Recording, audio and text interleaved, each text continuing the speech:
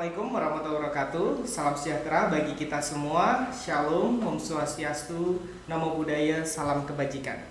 Salam sehat, salam kenal. Saya Dimas Herdianta dari jurusan Promosi Kesehatan Poltekkes Kemenkes Bandung.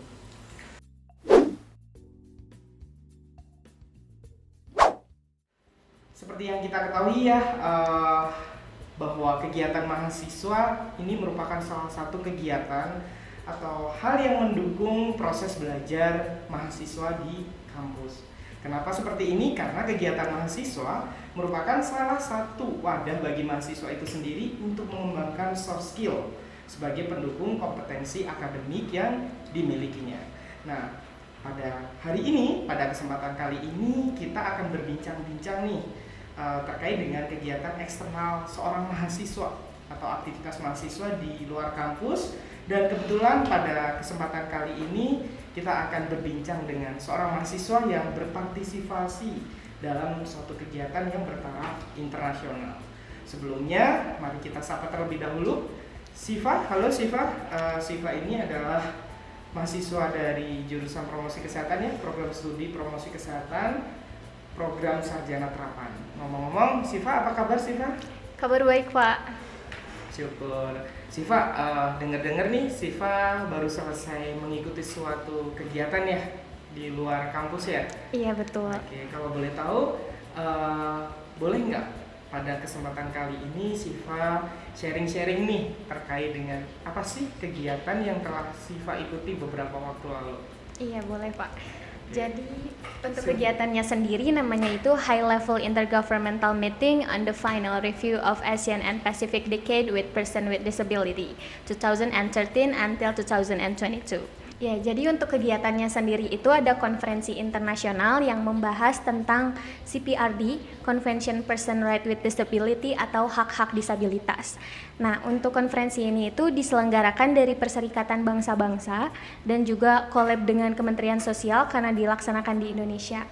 Untuk bahasannya sendiri itu mereka membahas tentang ada sebuah kesepakatan yang mereka setujui, sekarang disebutnya dengan Jakarta Declaration.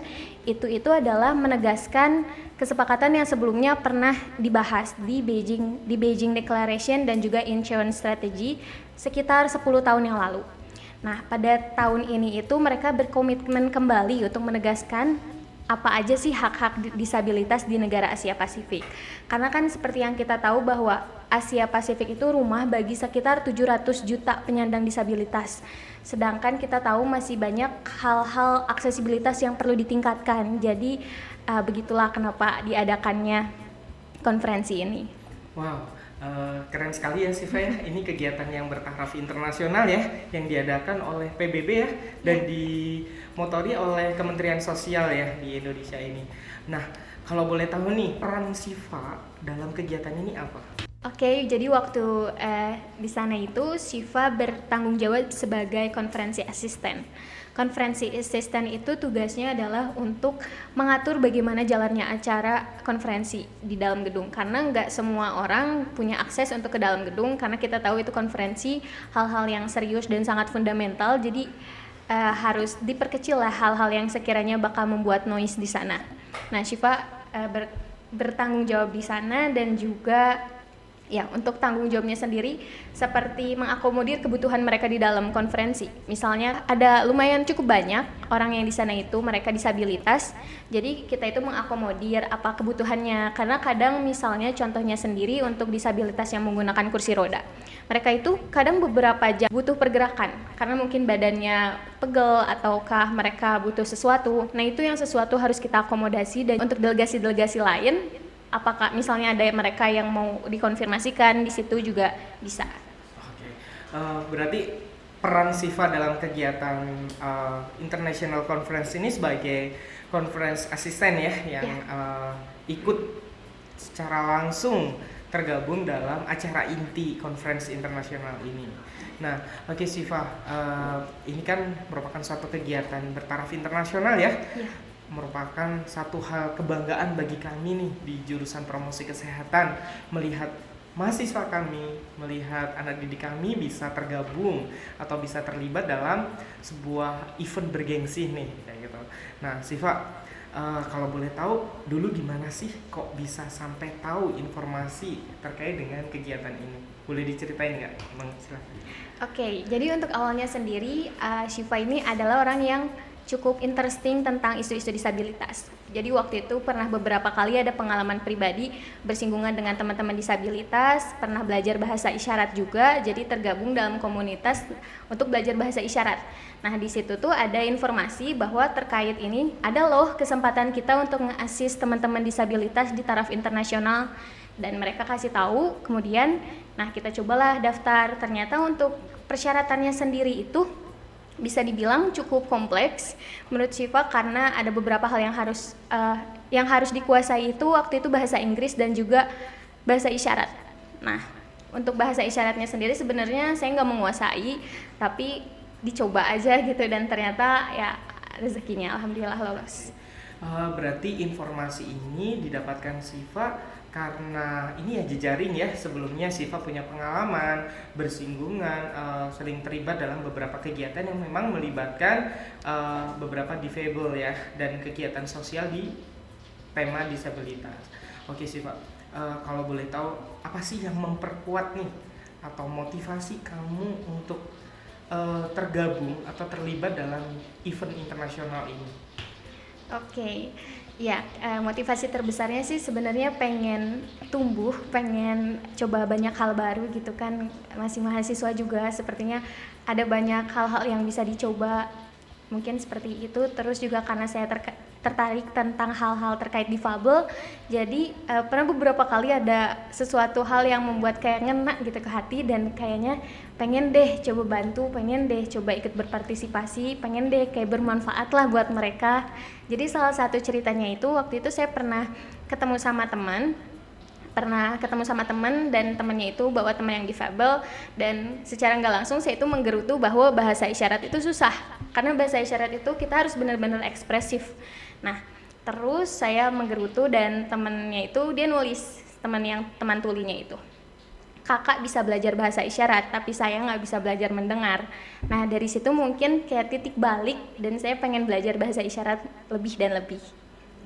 Keren sekali ya motivasi Siva ini, berarti lebih ke panggilan jiwa ya. Nah Siva, kalau boleh tahu nih proses seleksi sampai dengan training, boleh dijelaskan nggak atau diceritakan nih pengalaman apa sih yang didapatkan Siva dalam proses seleksi, proses training dalam mempersiapkan kegiatan International Self Conference ini? Oke, jadi untuk proses seleksinya sendiri kan tadi seperti yang udah disebutkan, ada dari motivational letter, ada juga sertifikat untuk English proficiency-nya itu minimal 550. Terus ada beberapa hal administratif yang harus kita isi seperti KTM, KTP dan lain-lain. Terus setelah tahap itu kita maju ke tahap selanjutnya, yaitu ada interview. Jadi interviewnya itu one by one, kita satu dengan interviewernya, dan kita mendiskusikan tentang pengalaman bekerja dengan disabilitas, juga tentang dikasih sebuah masalah, gimana cara kita menghadapinya. Dan interviewnya itu kita full pakai bahasa Inggris.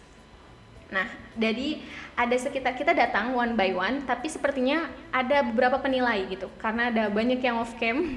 Sepertinya beliau adalah dari tim penilai, dan juga setelah diumumkan lolos dari interview, ada tahap LGD, Leaderless Group Discussion.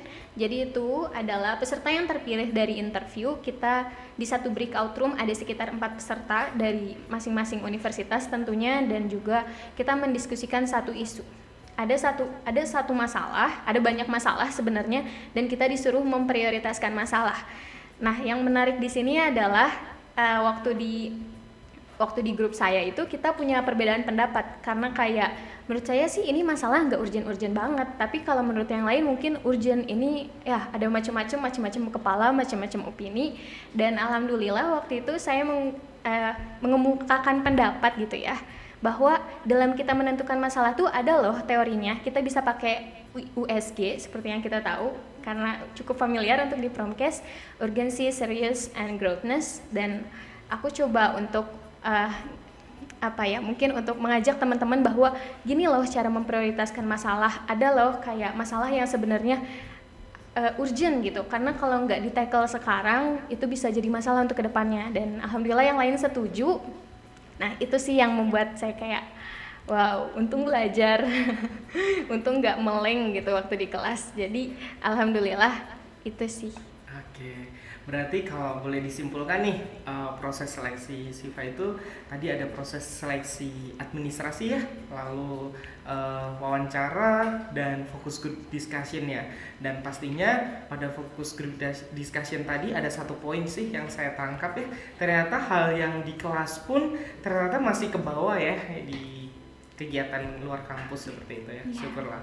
Nah, Siva, tadi kan udah proses nih bagaimana Siva melalui tahapan demi tahapan sampai Siva dinyatakan lolos nih. Nah, ada nggak kegiatan setelah kamu dinyatakan lolos untuk mempersiapkan acara inti nih, misalnya nih persiapan kegiatan kayak training dan lain sebagainya? Iya, jadi karena mungkin ya ada banyak kegiatan-kegiatan yang setelah diumumkan lolos, ada kegiatan-kegiatan yang mereka provide untuk kita selaku peserta. Jadi kegiatannya itu ada offline dan juga online. Untuk yang online-nya itu mungkin cukup singkat, cuma 2 hari, dan untuk yang offline-nya itu hampir 2 minggu.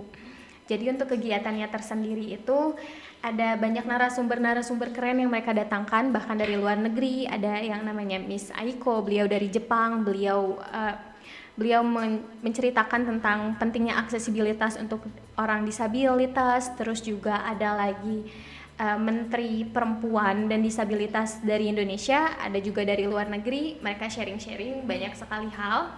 Dan yang paling menyenangkan dan yang paling saya teringat itu adalah mereka menyampaikan tentang cara kita nge-treat orang-orang dengan disabilitas, karena butuh strategi tertentu. Mungkin bagi kita yang nggak relate, yang mungkin bukan disabilitas, pikirannya itu selalu pengen menolong gitu ya, padahal ada etikanya gitu untuk menolong pun. Seperti misalnya pertama, kita itu sebelum menolong harus ditanya dulu kesediaan mereka mau dibantu nggak gitu.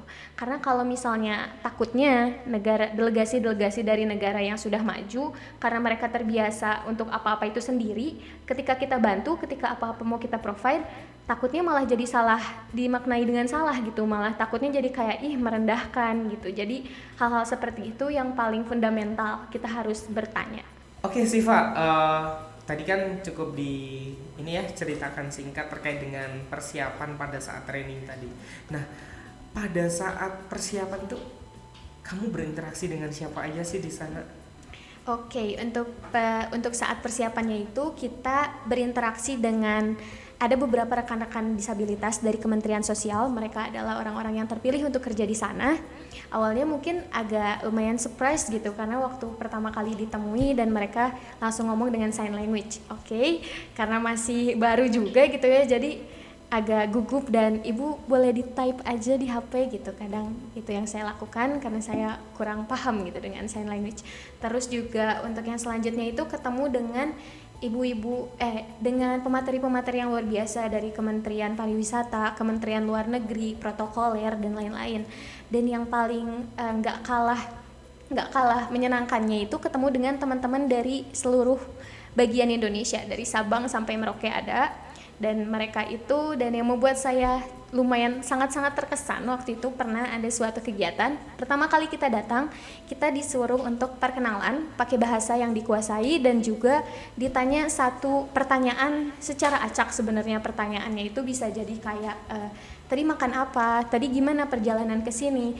Tapi kan poinnya adalah kalau misalnya bahasanya nggak menguasai, bisa jadi kurang proper gitu perkenalannya. Dan waktu itu satu-satu maju ke depan ditanya. Biasanya kebanyakan semua pakai bahasa Inggris, kebanyakan, tapi ada mungkin sekitar 20% orang-orang yang mereka menjawab dengan bahasa lain. Mereka bisa bahasa Spanyol, mereka bisa bahasa Prancis, mereka bisa Chinese, banyak banget bahasa yang mereka bisa. Dan juga saat ditanya udah berapa kali nih ikut di konferensi internasional kayak gini, dan mereka tuh ngitung 11 kalau nggak salah, dan katanya itu dimulai dari tahun ini karena ya mereka baru interest mungkin, apalagi kan habis COVID-19 itu acara-acara internasional baru ada lagi. Itu sih yang paling mengesankan adalah ketika ketemu orang-orang yang sebenarnya sudah melanglang buana, yang sebenarnya udah kemana-mana, dan membuat kayak wah selama ini ngapain aja ya gitu. Gitu sih. Oke. Tadi Siva kan menceritakannya bahwa kegiatan ini itu adalah penyelenggaraannya adalah PBB dan dimotori oleh Kementerian Sosial di Indonesia. Nah, kalau boleh tahu nih, pada kegiatan ini apakah di Indonesia hanya Kementerian Sosial, apa juga melibatkan dari kementerian atau lembaga lain? Untuk penyelenggaraan kegiatannya sendiri ini sebenarnya sangat-sangat lintas sektor. Untuk ya di sana ada dari Kementerian Pemberdayaan Perempuan, hadir juga beliau dari Yogyakarta, terus kemudian ada dari teman-teman Kementerian Luar Negeri. Beliau menyampaikan materi tentang keprotokolan luar negeri. Bagaimana sih cara kita menghadapi situasi negara yang berbeda-beda, karena kan seperti yang kita tahu negara Asia Pasifik itu sangat panas ya, selalu ada konflik gitu antar negaranya. Nah, bagaimana sih kita bisa tetap netral, dan kalau misalnya ada hal-hal yang menjurus kepada misalnya mereka bersinggungan gitu, bagaimana cara kita menghadapinya. Terus juga untuk dari Kementerian Pariwisata sendiri, mereka membawakan materi tentang Enjoy Jakarta. Mereka tentang hal-hal apa aja sih yang sebenarnya bisa dieksplor dari Jakarta, misalnya seperti Ancol, seperti Monas, dan tempat-tempat lain yang aksesibilitasnya itu tinggi, apalagi untuk pengguna kursi roda. Karena kan seperti yang kita tahu ya, kadang suka ada trotoarnya itu terlalu kecil, atau ada juga yang trotoarnya itu ada guiding block untuk teman netra, tapi misalnya mentok ke tembok atau hal-hal yang seperti itu hal-hal yang sepertinya harus kita butuh strategi khusus lah untuk pemilihan tempatnya tersendiri. Berarti memang pada kegiatan ini juga cukup melibatkan banyak pihak ya, karena ini ya kebutuhan pelaksanaannya, baik dari sisi sosialnya, dari sisi keamanan, dan dari sisi-sisi lainnya ya tadi ya. Oke Siva. Nah, apakah pada kegiatan conference tersebut hanya membahas terkait dengan paparan, atau mungkin ada kegiatan lain nggak di dalam situ? Atau mungkin Siva mau menceritakan nih secara singkat seluruh kegiatan, seluruh rangkaiannya nih. Jadi seluruh kegiatan dari awal sampai akhir pada kegiatan conference ini apa? Oke. Untuk kegiatannya sendiri dari pagi, dari pukul jam 9 sampai jam 5 kita mendiskusikan tentang Jakarta Declaration itu. Rundownnya itu cukup padat, jadi mereka mungkin dengan beberapa break dan juga ada side event. Side event itu adalah mereka bisa ke ruangan, misalnya ada bilateral meeting, misalnya mereka mau mendiskusikan terkait sesuatu hal hanya dengan negara tertentu gitu, mereka bisa ke bilateral meeting. Dan juga ada side event. Side event itu mereka mendiskusikan sesuatu dengan NGO atau kita sebutnya CSO di sana. Nah, untuk kegiatan selanjutnya itu ada juga biasanya ada kegiatan-kegiatan tambahan yang di-provide oleh Ibu Kementerian kita, Ibu Kementerian Sosial kita, Ibu Tri Risma hari ini. Seperti waktu itu kita ada visit ke Monas. Kita visit ke Monas dari maghrib sampai ke malam. Kemudian di hari selanjutnya juga kita melakukan gala dinner di Salemba di kantor Kementerian Sosial Jakarta. Untuk gala dinernya sendiri dihadiri oleh Ibu Risma, dan kita di sana ada tarian-tarian, ada musik-musik, disambut dengan angklung, dan semua orang yang tampil pada saat itu adalah rekan-rekan dari disabilitas. Misalnya ada yang mungkin disabilitas sensorik, nggak bisa lihat, tuli, dan lain-lain. Ada juga disabilitas yang mungkin mereka pakai wheelchair, ada macam-macam disabilitas di sana. Dan juga di hari terakhir kita site visit ke STIS. STIS itu Sentra Terpadu Intan Suweno, ada di Cibinong. Nah, untuk di situ itu adalah tempat pemberdayaan teman-teman disabilitas yang ODGJ dan juga teman-teman disabilitas lainnya. Dan di sana itu kita melihat ada banyak hal yang mereka itu diberdayakan, dan ada banyak hal yang sudah mereka buat. Misalnya ada motor roda 3, kemudian ada juga tongkat petunjuk netra, dan itu tuh made in Indonesia. Tongkatnya itu udah sangat canggih bisa dibilang. Tongkatnya itu bisa mendeteksi, karena seperti yang tadi sudah disinggung juga bahwa kalau teman netra itu butuh penjelasan berlebih tentang apa yang ada di sekitarnya. 2 meter ke depan apa, di belakang apa. di pinggir apa, dan tongkat itu bisa bisa bicara gitu, bisa nanti mereka bunyi, misalnya 2 meter lagi ada air, ada sensor air, terus nanti ada gas, ada udara, ada bencana, ada apapun, nanti tongkat itu bisa berfungsi. Nah itu tuh made in Indonesia, dan juga ada kain batik ciprat yang dibuat oleh Indonesia, dan ada banyak disabilitas yang mampu kayak melukis dan lain-lain. Keren sekali ya. Jadi berarti acara International Conference ini tidak hanya mendengarkan materi, paparan seperti itu ya, tapi juga di dalamnya itu ada proses diskusi ya. Diskusi, terus visit ke beberapa tempat ya, tempat wisata, terus gala dinner, apalagi satu tadi di sentra terpadu sentra terpadu yang menghasilkan produk-produk yang memang khusus untuk membantu difabel ya. Oke, keren sekali. Oke Siva, sudah cukup tergambar nih kegiatan-kegiatan Siva pada acara International Conference ini. Nah, mungkin apa sih yang kamu dapatkan atau benefit yang kamu dapatkan dari kegiatan ini? Oke, untuk benefitnya sendiri ada banyak. Salah satunya mungkin tentu saja pengalaman yang nggak bisa terbayarkan. Terus juga ada ketemu teman-teman baru dan punya relasi jadi lebih luas lagi. Tapi mungkin kalau untuk benefit yang kelihatannya gitu, ada mereka mengakomodasi segalanya, mengakomodasi kita dari tiket pulang sampai pergi, kemudian juga hotel, penginapan, transportasi, dan ada juga sedikit uang jajan dari mereka. Oke, berarti kalau boleh disimpulkan, hal yang didapatkan Siva nih dalam kegiatan ini ada 2 poin ya, material dan non material. Kalau material pastilah ya, Siva mendapatkan benefit dalam bentuk rupiah, dalam bentuk fasilitas dan lain sebagainya. Nah yang kedua tadi pengalaman ya, kayak gitu, pengalaman. Kalau boleh tahu, boleh nggak dijelasin pengalaman apa sih yang menurut kamu paling berharga dalam kegiatan ini? Oke, jadi untuk pengalamannya yang paling berharga itu karena saya adalah orang yang lumayan concern sama isu ini, jadi bisa nge-tackle teman-teman disabilitas secara langsung tuh rasanya kayak priceless gitu, kayak aduh kapan lagi. Terus juga bisa jadi ada suatu kejadian yang menurut aku cukup menarik lah ya waktu itu. Jadi ada teman disabilitas dari Thailand, beliau ada di level menteri, dan kemudian asistennya itu mungkin lagi ke suatu tempat. Nah, udah kayak gitu, kita itu, jadi saya dengan rekan disabilitas itu cerita banyak hal karena nungguin untuk asistennya datang kembali itu butuh waktu. Terus dia cerita tentang kenapa dia bisa jadi orang disabel, terus mengapa sih kita harus kayak hak-hak disabilitas itu memang harus diperjuangkan loh, karena ya ada banyak kayak inequality di dunia ini gitu, dan salah satunya disabilitas itu adalah pihak yang paling rentan.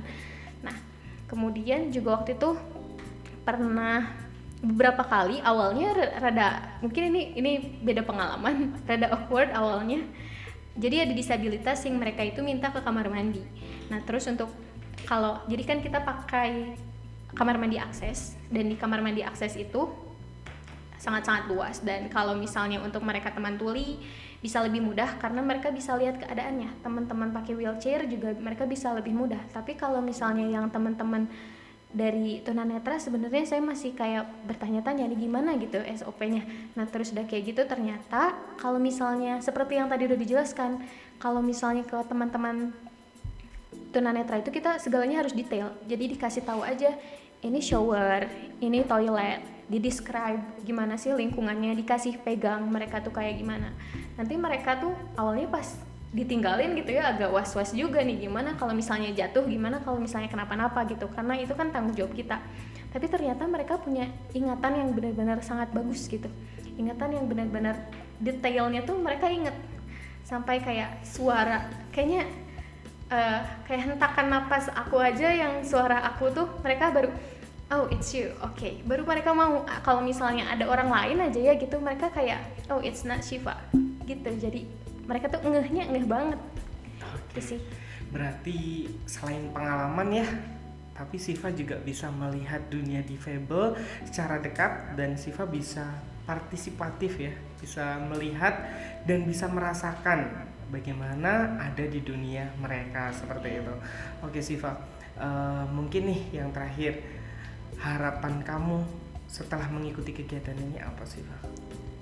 Oke, untuk harapannya sendiri sih, saya berharapnya ya, karena kalau misalnya dilihat dari keadaan situasi sekarang, Syifa ngerasa bahwa orang-orang itu sebenarnya udah lumayan concern sama orang-orang disabilitas. Mereka mau memperjuangkan hak-haknya, dibuktikan dengan sekarang itu ada banyak peraturan-peraturan yang udah lumayan aksesibel, seperti misalnya disabilitas itu boleh kok nyaleg, boleh kok berpartisipasi di lembaga legislatif.